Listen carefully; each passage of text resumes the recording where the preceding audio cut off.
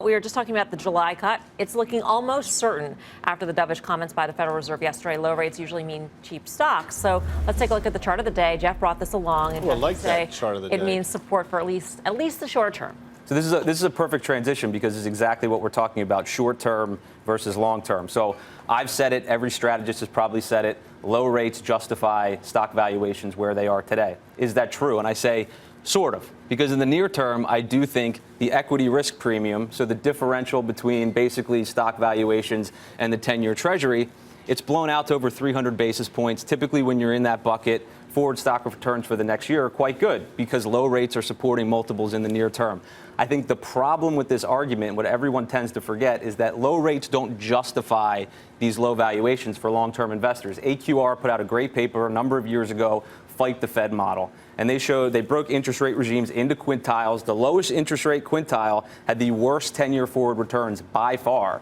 Because when people are forced out the risk curve, they often buy equities agnostic of price. Sure. Valuations go up, so you end up with long-term forward returns that are not good. Near term, yeah, it's the only game in town. Rates are so low. But long term, I think you might have a problem. So for our investors, we say, 60-40 may not be what it once was. So you have to reallocate your strategic asset allocations if you want to meet your longer-term return objectives, because long-term we're in a low interest rate environment, a low equity return environment, and low interest rates. Sorry, does that mean go 70-30? It might. Yeah. It might. I mean, it all depends, right? Because you have to work backward from your goals. You can't say, well, I don't want to take that risk, so I'm going to take 60-40 and whatever it gives me.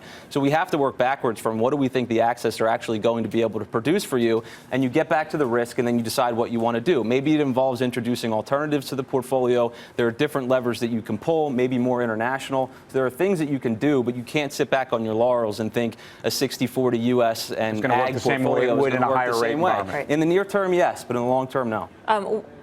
And I know that you didn't pen the study. It was an AQR study. But did it matter the peak to trough in terms of interest rates? Because if we're sort of in an environment where interest rates are very muted and the range is in this tiny little band, will that sort of change the outcome?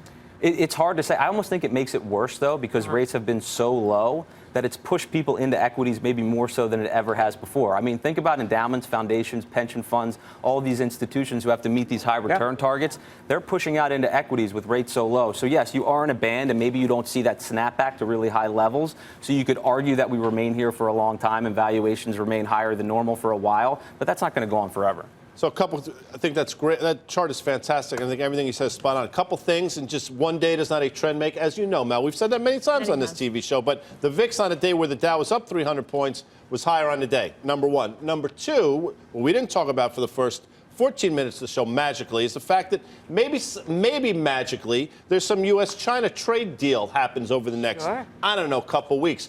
What does that do? Well, how does that change the calculus for the Fed? Are we in an environment where a potential deal is actually a sell moment, bearish? Yeah. How about that? Think about that during the commercial break. Yes, Mel. Or could it be a win-win? And then we play that Chrissy Teigen song. Everything's the Fed's not going to move. The trade deal happens tomorrow. The Fed is not going to change their stance anytime soon. Yeah, I agree. But I think that they'll remain dovish with the option. For sure. Because why not? Why not? They're not going to get hawkish overnight. That's the point.